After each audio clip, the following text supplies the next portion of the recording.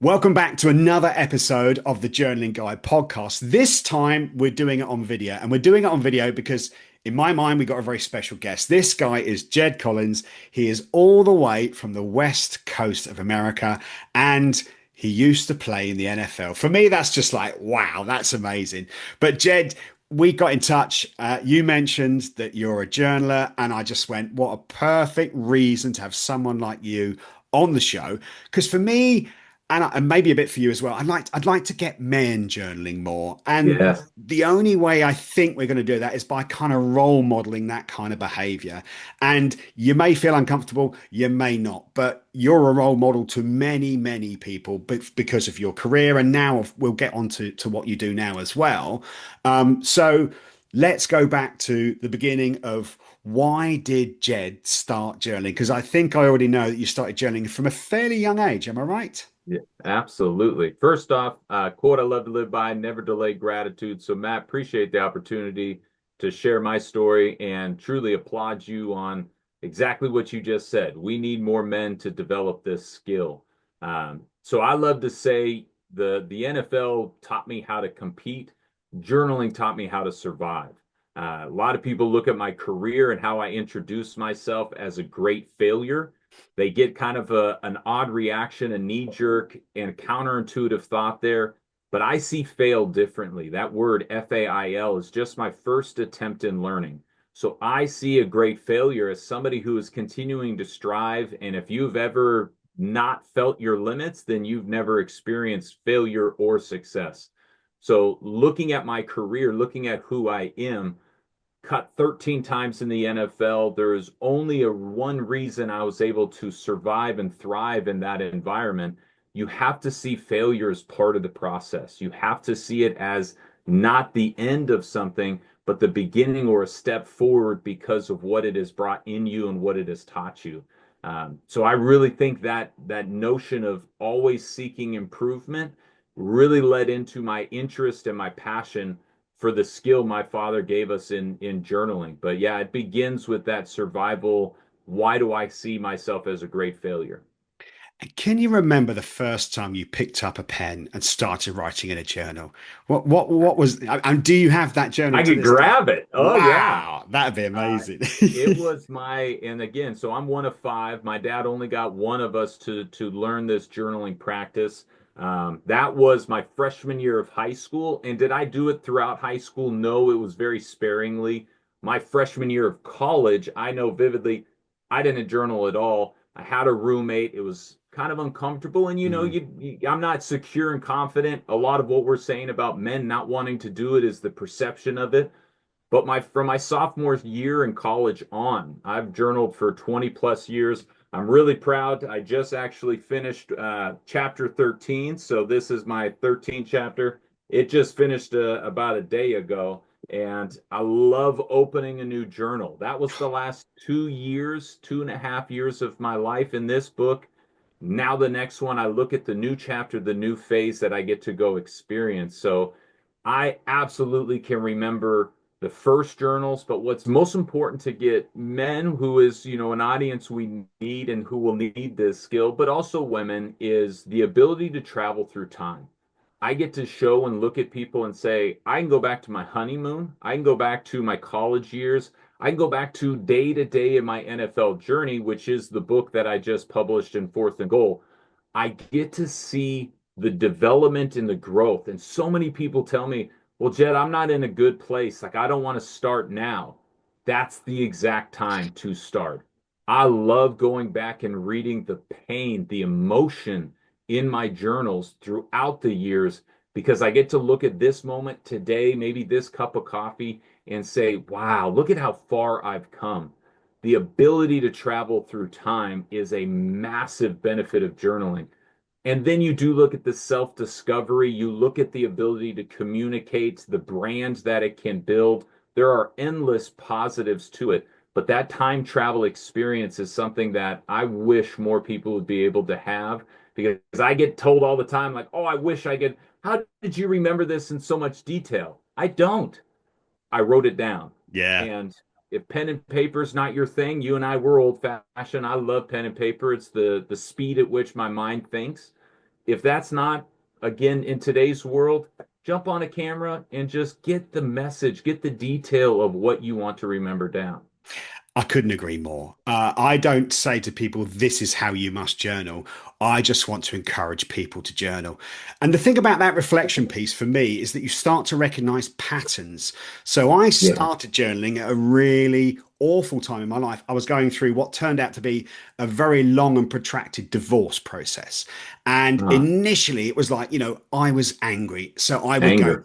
I would go, grr, she said this and she did that. Blah, blah. And then I suddenly realized I have no control over the other party's actions. I have some stake in how I feel and how I think. So all I did was, where did I go wrong? What can I learn from this situation? And that was, even though it's cathartic to kind of go have a rant every now and then, learning why I did the things I did and how that had repercussions was just the most refreshing thing. And you take that learning forward, and that's what I'm hearing from what you're telling me that you learned from the journal as well. Absolutely. And it's that self-reflection. There's something beautiful about starting a blank page and ending it on, I didn't even know I was going there. That was not the intention of what I sat down, and seeing where your mind truly is going, even if you can't control it or see it at the time. I love that you started it in a tough and difficult place, but then you saw the growth from it.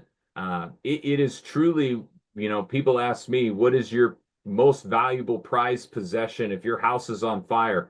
I'm grabbing my journals. Like that's the only thing to me that's irreplaceable. Obviously, get my kids and my wife out of the house, Hmm. but after that, that's the thing that means the most to me, because it is me. You want to meet 20-year-old, 25, 35-year-old Jed? I can introduce him to you. I can show you what he's thinking, what he's feeling, what he understands, and what he has yet to learn because you've captured him in that time and in that moment. I think it's a tremendous opportunity to say, as a man, we hide our emotions. One place you can always be open, free, and just get down the curses, the anger, the frustrations, just release it. It's honestly when I have a tough time sleeping, falling asleep, I get Hmm. up and I do a journal and it's like, whew, all of it's out now. There. Download that brain, Unload. rest. I often describe it as your brain can be like a tornado. There's stuff, thoughts and feelings spinning around inside it. Pluck a thought, write it down the piece of paper. There's less debris spinning around inside your brain. You're Love it. much more likely to go and have a good night's sleep. So that's a great analogy. Uh, Jed, tell me about this book. You've actually, and this is Yes. something that I admire because I will never publish a journal. There's two words that I live by in my journal: brutal honesty. And I say Mm. some stuff in there that I don't want people to read. I don't want people to know about me, but Hey, that's how come it works. But you have taken your journals from your final year in the NFL and you've published it. Tell me about that. so I did it for two reasons. One is a beautiful one, and one is a little bit of a dark reason. We'll start with the beautiful one. This year, I had my first daughter, and I really looked at her and I said, "Oh, I would love to be able to share with my kids this experience that I'm on, this peek behind the curtain of the NFL. I want to capture as much of it as I can to tell them stories." The other side of it, the darker side, football is a violent game. The impact of my position being a lead blocking fullback was going to damage my memory in the future. And I wanted to be able to go back and relive and re-experience these, even if I couldn't remember them offhand. And so it was a dual kind of coming to fruition of moments. And I looked at this last year. When you get into the book, the beginning is the off-season free agency, where I believe I'm a good, if not pretty darn good player. And yet, again, the undrafted bug bites me and nobody wants me. I'm not the top tier. I'm not the first round guy. I'm humbled once again in who I am on this field. I'm a guy who's lucky to still be around. And so the free agency experience went very negatively. And the thoughts, the journals, the emotions I felt went in tow with that. They were not a positive. And then it sees going into the Detroit Lions in 2014, and it allows me to become a part of a new team, to look around and to experience, A, being in a new building, a $1 billion organization, a new head coach, a new what is the methodologies here? What is the leadership? How am I going to learn from this man different than the last coach or the last coaches? So I get a comparison view. Then I get to look at the team and say, there's a 15-year offensive lineman. There is a wide receiver walking around that's arguably the greatest of all time in Calvin Johnson, Megatron. How do I capture these new experiences? Originally, it was a negative. I didn't want to leave New Orleans. I didn't want to travel to a new team. But with the journal, it forced me to look at a new land with new eyes and new opportunity. So every day I said, this last season in 2014, I'm going to capture a story. Some of them are me and a teammate interacting in a locker room. Some of them are from the games. Some of them are just my random acknowledgement of what is the difference between a first round player and an undrafted player, how they're treated in the building. What is the difference between all athletes out on a football field? Are you a tough guy or are you an artist? And so a lot of it is just my daily aspects, my daily impersonations of what is happening in the world around me. But truly, it has been such a reward getting responses from former players, whether they're on my team in this season or in others, saying, you captured something that I've always felt but have never been able to put into words. I've even had a few players say I had to put it down because it was too painful. I didn't want to read anymore at that moment because you brought me back to my emotions. And so I see it as a man and saying, this is a time and a place where there's cameras everywhere and everyone is fearful of what they're going to be seen as or thought as. Your journal, like you were saying, is your place to go and just let it out, to be honest, to be truthful, and to really just capture what you're going through. And I think as we look at the future with artificial intelligence, it's going to be the most desired skill of the future generation. So it's a time and place where I think journaling is just about to start truly trending globally. It's that analog nature. It's like, I think you said it earlier, where you can slow your brain down because I tried journaling. I've tried journaling every way, and typing, I can type so much faster than I can write.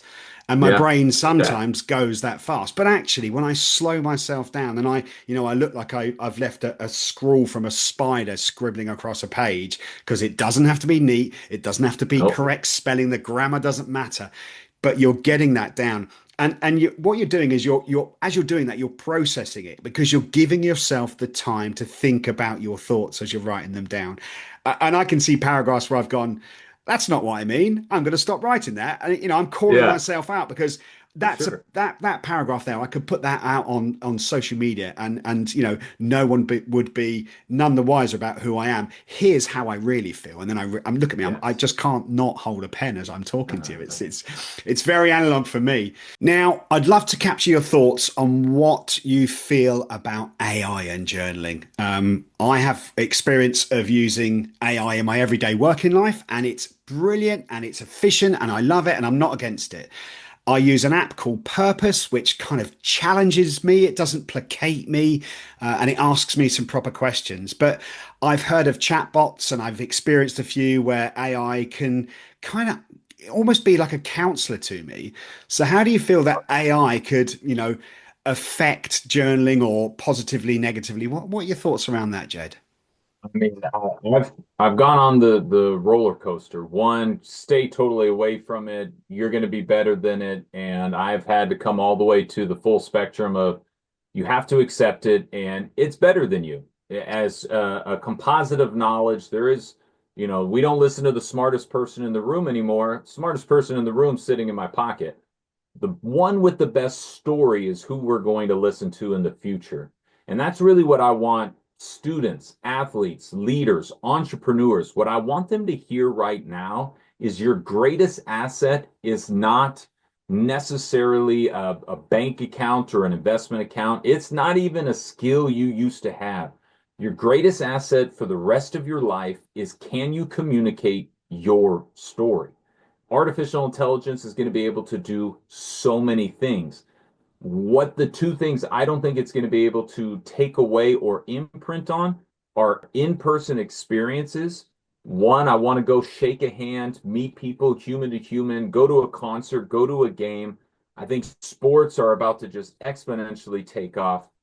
But then the other side, and the side that I really want athletes, leaders, students, entrepreneurs to really dive into is first person experiences. What you saw, what you felt, what you thought while that was going on. I look at amazing moments like the New York Knicks just won the NBA Finals. There is a tip at the end of the game that we can see and visualize and replay the highlight. But the story that will be forever remembered is the one from the player on the bench, the fan in the stands. One person who can capture that from the human experience. I think as AI continues to take jobs and take careers and take industries, if you can look at your first person experience, if you can look at what you went through and capture and begin to capture your story and communicate your journey, that is going to be your greatest asset and skill for the rest of your life. For the next 50 years, those memory dividends will be able to build and be able to be used. So I talk to high school, college, young athletes, whomever, leaders across the country, and everybody asks, well, what skill should I go do with AI? And my joke and my simplicity is journal. Begin Mm. to capture that voice in your head. That is the one thing it will not be able to duplicate or replace. If you can capture your story, you have an asset for the rest of your life, and you will have both the self-discovery as well as the ability to travel through time. Your story is unique to you and to everybody else. And that Mm. is, I know it sits at the center of what you do. I've looked at some of your stuff online and I love that. The story side of things is so important. And I know that your work wraps all around the story. And I'm going to be doing a physical email newsletter that gets put through your letterbox. I think that's tactile. I'm going to use a typewriter to put it out there. And not many people will buy it, but there'll be enough people to buy it that makes it worthwhile. So yeah, Mm. that AI thing is brilliant and negative at the same time. Absolutely. Now, remind me of the name of your book one more time, please, Jed. Yes. Fourth and goal. NFL memoir on grit, survival, and stories from inside my helmet. Again, it's a book that has never been written. One, because, like you said, it's my story and my voice, which is unique to me. But truly, there's never been an NFL player who, in the moment, captured the experience the way I have Hmm. for many reasons. One, journaling is not a massive thing in men nor the NFL players, but that's what I'm trying and what you are trying to change is this is the skill that every player, you want to become a better athlete, start to journal. That is a massive advantage. So, fourth and goal, it's out. I recorded the Audible if people want to listen today. So, Jed, bring us bang up to date. What are you doing with yourself these days? So what I love is in 2008, I wrote in my journal as a rookie in the NFL, I dream of coming back and teaching my brotherhood this language of money. I went on my own experience, my own journey. I became a certified financial planner. Today, I get to work with half of the NFL teams, walking in and talking to professional athletes. I work with NBA, WNBA, National Women's Soccer League. I look at where I am in this moment of my life, and I 100% contributed to writing my goals down in my journal so many years ago. So again, that is just another piece of this puzzle of what the skill can deliver for you. I'm living my dream, and getting to publish this new book is just allowing me, as the fullback of finance, to focus on my three pillars: the money, the memory, and the mindset of a young person or of a future leader. And those are the areas I'm really trying to help people today.